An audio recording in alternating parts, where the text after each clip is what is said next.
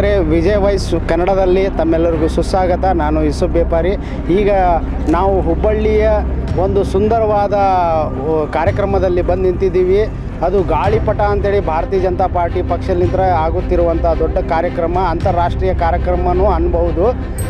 ನಮ್ಮ ಜೊತೆಲೇ ಇದ್ದಾರೆ ಶ್ರೀ ಅನೂಪ್ ಬಿಜವಾಡ ಅವರು. ಬನ್ನಿ ಅವ್ರ ಜೊತೆಲೇ ಮಾತಾಡಿಕೊಂಡು ಏನು ಕಾರ್ಯಕ್ರಮ ಅಂತೇಳಿ ತಿಳ್ಕೊಳ್ಳೋಣ.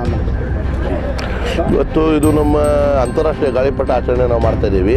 ಇದಕ್ಕೆ ಮೊದಲ ಪ್ರಮುಖ ವ್ಯಕ್ತಿ ಪ್ರಹ್ಲಾದ್ ಜೋಶಿ ಅವರೇ ಇದಕ್ಕೆ ಆಯೋಜಕರು.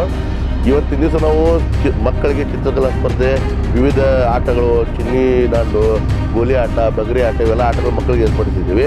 ಮತ್ತು ಅದೇ ರೀತಿ ಸಾಯಂಕಾಲ ಸಂಗೀತ ಕಾರ್ಯಕ್ರಮ, ನಮ್ಮ ಕರ್ನಾಟಕದ ಇರ್ಬೋದು, ನಮ್ಮ ಮುಂಬೈದು ಒಳ್ಳೆ ಗಾಯಕರು ಬಂದು ಸಂಗೀತವನ್ನು ಕೊಡ್ತೀವಿ. ಮತ್ತು ಅದೇ ರೀತಿ ಕುಸ್ತಿಪಟುಗಳಿಗೆ ಕುಸ್ತಿ ಅಖಾಡವನ್ನು ರೆಡಿ ಮಾಡಿ ಕುಸ್ತಿಯನ್ನು ಆಡಿಸ್ತಾ ಇದ್ದೀವಿ.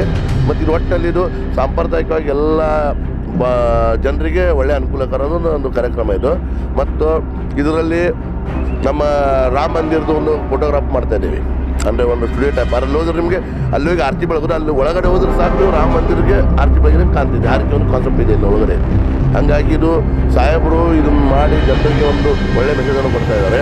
ಮತ್ತು ಇದು ಸುಮಾರು 7 ವರ್ಷಗಳಿಂದ ಕಂಟಿನ್ಯೂ ಮಾಡ್ಕೊಂಡು ಬಂದಿದ್ದಾರೆ ನಮ್ಮ ಸಂಸದರು ನೆಚ್ಚಿನ ಪ್ರಹ್ಲಾದ್ ಜೋಶಿ ಸಾಹೇಬರು.